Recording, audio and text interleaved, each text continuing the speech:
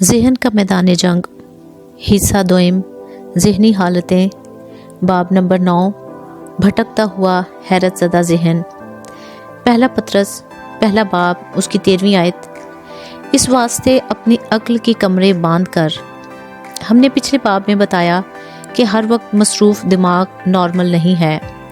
دماغ کی ایک خلاف معمول حالت یہ ہے کہ یہ ہر وقت بھٹکتا رہے۔ ایسی حالت توجہ مرکوز کرنے کی نااہلیت ظاہر کرتی ہے کہ ذہن پر شیطان کا حملہ ہے۔ بہت سے لوگوں نے کئی سالوں سے اپنے ذہن کو بھٹکنے کی اجازت دی ہوتی ہے کیونکہ انہوں نے اپنی سوچ پر کبھی پہرے نہیں بٹھائے ہوتے۔ اکثر لوگ جو توجہ مرکوز نہیں کر پاتے اپنے آپ کو ذہنی طور پر کمتر سمجھنے لگتے ہیں۔ تاہم توجہ مرکوز کرنے میں ناکامی کی وجہ سالوں تک اپنے ذہن کو اپنی من مانی کرنے کی اجازت دینے کا نتیجہ بھی ہو سکتی ہے۔ توجہ مرکوز کرنے میں کمی وائٹامن کی کمی کی علامت بھی ہو سکتی ہے۔ وائٹامن بی کچھ توجہ بڑھاتی ہیں۔ اس لیے اگر آپ توجہ مرکوز نہیں کر پاتے تو اپنے آپ سے پوچھیں کہ کیا آپ صحت مند کھانا کھا رہے ہیں۔ شدید تھکاوٹ بھی توجہ میں کمی کا باعث بنتی ہے۔ میں نے دیکھا ہے کہ جب میں بہت تھک جاتی ہوں تو شیطان میرے ذہن پر حملہ کرنے کی کوشش کرتا ہے کیونکہ وہ جانتا ہے کہ ایسے وقت میں اس کی مزاحمت کرنا زیادہ مشکل ہوتا ہے۔ شیطان چاہتا ہے کہ میں اور آپ سمجھیں کہ ہم ذہنی طور پر کم ذہین ہیں، لہٰذا کچھ کرنے کی کوشش نہ کریں جس سے اسے مشکلات کا سامنا کرنا پڑے۔ وہ چاہتا ہے کہ وہ جو بھی جھوٹ ہمیں بتائے ہم تابعداری سے مان لیں۔ ہماری ایک بیٹی کو بچپن میں توجہ مرکوز کرنے میں مشکل پیش آتی تھی۔ پڑھنا اس کے لیے مشکل تھا کیونکہ توجہ اور سمجھ ساتھ ساتھ چلتی ہیں۔ بہت سے بچے اور کچھ نابالغ بھی جو کچھ پڑھتے ہیں اسے سمجھ نہیں پاتے، لیکن ان کی نظریں صفحے پر لکھے ہوئے الفاظ کو دیکھتی ہیں، لیکن ان کا ذہن جو کچھ پڑھتا ہے اسے سمجھ نہیں پاتا۔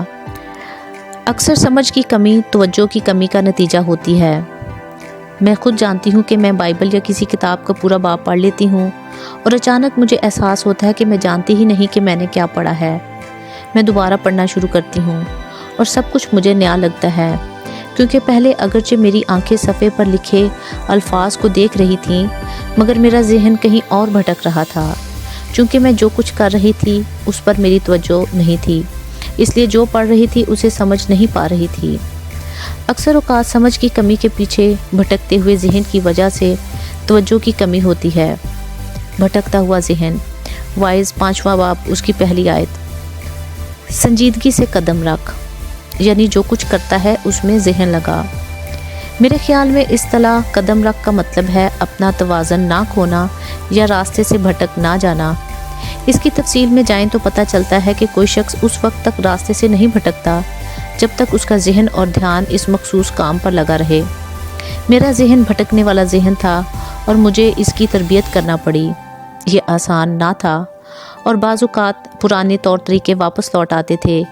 کوئی پروجیکٹ پورا کرنے کی کوشش کرتے ہوئے اچانک مجھے احساس ہوتا کہ میرا ذہن بھٹک کر کسی اور طرف نکل گیا ہے جس کا موجودہ کام کے ساتھ کوئی تعلق نہیں۔ ابھی بھی میں کامل توجہ تک نہیں پہنچی، لیکن کم از کم میں سمجھنے لگی ہوں کہ یہ کس قدر اہم ہے کہ اپنے ذہن کو جب چاہے اور جو چاہے کرنے کی اجازت نہیں دینا۔ ویبسٹر کی لغت کے مطابق لفظ بھٹکنے وانڈر کا مطلب ہے نمبر 1 بے مقصد گھومنا، نمبر 2 بالواسطہ راستے سے جانا یا کسی خاص ترتیب سے نہ جانا، نمبر 3 بے قاعدہ راستے یا عمل سے چلنا، نمبر 4 اپنے آپ کو غیر واضح اور مبہم انداز میں ظاہر کرنا۔ اگر آپ میری طرح ہیں تو آپ چرچ میں بیٹھ کر پیغام سن رہے ہوں گے اور جو کچھ آپ سن رہے ہیں اس سے لطف اندوز ہو رہے اور فائدہ اٹھا رہے ہوں گے کہ اچانک آپ کا ذہن بھٹکنا شروع کر دے گا۔ کچھ دیر بعد آپ بیدار ہوں گے اور آپ کو معلوم ہوگا کہ آپ کو یاد بھی نہیں کہ کیا ہوا۔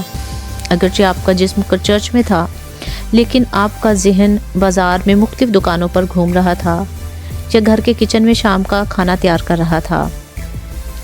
یاد رکھیں، روحانی جنگ میں ذہن میدان جنگ ہے۔ جہاں پر دشمن حملے کرتا ہے وہ اچھی طرح جانتا ہے کہ اگر ایک شخص چرچ جاتا ہے تو بھی اگر وہ اس کے ذہن میں جو کچھ سکھایا جا رہا ہے اسے توجہ سے سننے سے روک دے تو چرچ جانے سے وہ کچھ بھی حاصل نہ کر پائے گا۔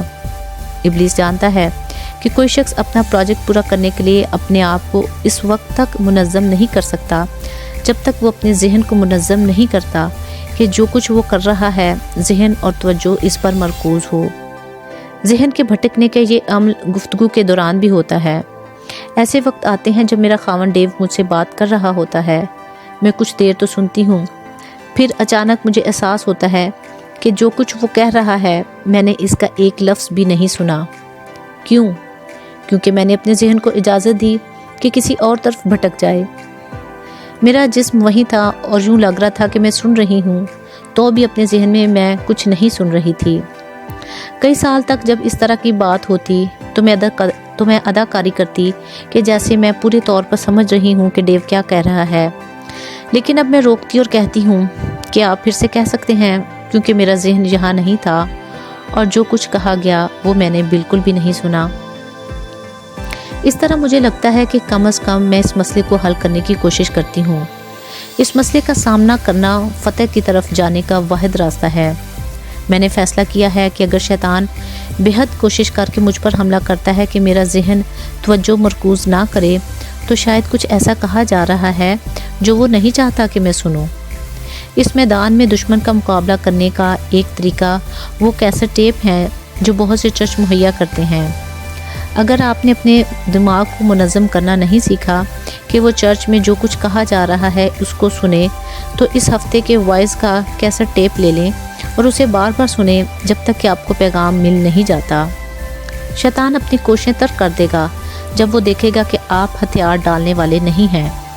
یاد رکھیں، شیطان چاہتا ہے کہ آپ سمجھیں کہ آپ ذہنی طور پر کم تر ہیں یا آپ کے اندر کچھ خرابی ہے، لیکن سچائی یہ ہے کہ آپ کو اپنے ذہن کو صرف منظم کرنے کی ضرورت ہے۔ اسے سارے شہر میں گھومنے اور اپنی مرضی نہ کرنے دیں۔ آج ہی اپنے قدم مضبوط کریں اور جو کر رہے ہیں اس پر اپنا ذہن اور توجہ مرکوز رکھیں۔ کچھ دیر آپ کو مشق کرنا ہوگی۔ پرانی عادات کو بدلنے اور نئی کو اپنانے میں وقت لگتا ہے، لیکن آخر میں اسے فائدہ ہی ہوتا ہے۔ ایک حیرت زدہ ذہن۔ مرکز کی انجیل 11واں باب اس کی 32ویں آیت۔ میں تم سے سچ کہتا ہوں کہ جو کوئی اس پہاڑ سے کہے تو اکھڑ جا اور سمندر میں جا پڑ، اور اپنے دل میں شک نہ کرے بلکہ یقین کرے کہ جو کچھ کہتا ہے وہ ہو جائے گا، تو اس کے لیے وہی ہوگا۔ اس لیے میں تم سے کہتا ہوں کہ جو کچھ تم دعا میں مانگتے ہو یقین کرو کہ تم کو مل جائے گا اور وہ تم کو مل جائے گا۔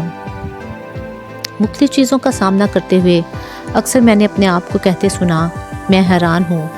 مثلاً میں حیران ہوں کہ کل موسم کیسا ہوگا، میں حیران ہوں کہ کل پارٹی پر کیا پہنوں، میں حیران ہوں کہ ڈینی میرا بیٹا اپنی رپورٹ میں کیا گریڈ لے گا، میں حیران ہوں کہ سیمینار پر کتنے لوگ آئیں گے۔